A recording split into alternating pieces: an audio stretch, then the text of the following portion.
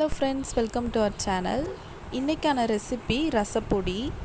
ரசப்பொடி நம்ம ஈஸியாகவும் குயிக்காகவும் வீட்டிலே செஞ்சுக்கலாம். இதை நீங்கள் தேவையான அளவு செஞ்சு ஸ்டோர் பண்ணியும் வச்சுக்கலாம்.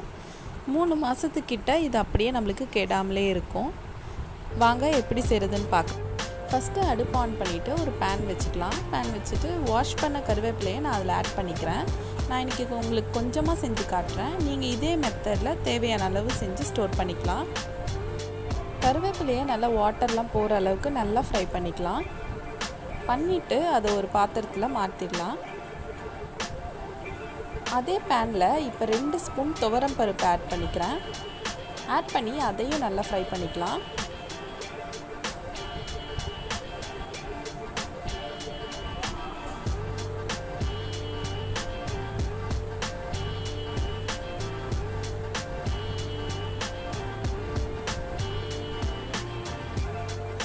நெக்ஸ்ட்டு 2 ஸ்பூன் தனியா ஆட் பண்ணிக்கிறேன். அது கூடவே 7 காஞ்ச மிளகாய் ஆட் பண்ணிக்கிறேன். இதையும் நல்லா ஃப்ரை பண்ணி எடுத்துக்கலாம்.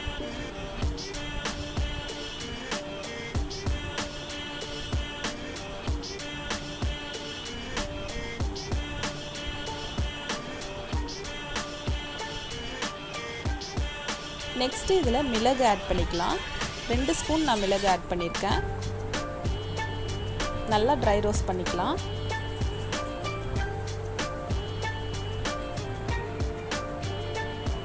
இப்போ 2 ஸ்பூன் ஜீரகம் ஆட் பண்ணிக்கலாம்.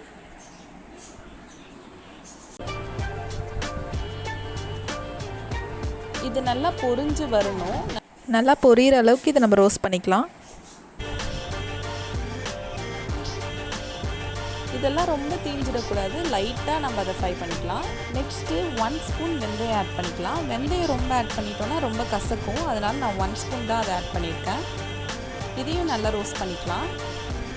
இது கூடவே ஒரு 10 பூண்டு பல்லையும் நான் அது கூட சேர்த்து ரோஸ்ட் பண்ணிக்கிறேன்.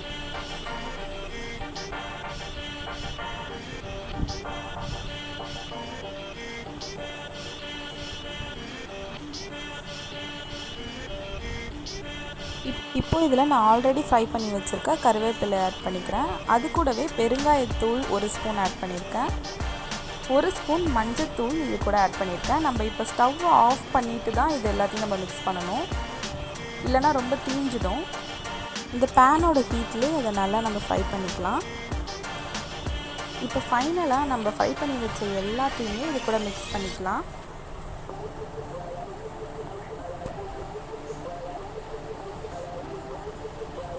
மிக்ஸ் பண்ணிவிட்டு இதுக்கு தேவையான அளவு நம்ம உப்பு ஆட் பண்ணிக்கலாம். உப்பு ஆட் பண்ணிவிட்டு இது எல்லாத்தையும் நல்லா மிக்ஸ் பண்ணி விட்டுக்கலாம். மிக்ஸ் பண்ணிவிட்டு இது ஒரு பவுலுக்கு மாற்றிக்கலாம்.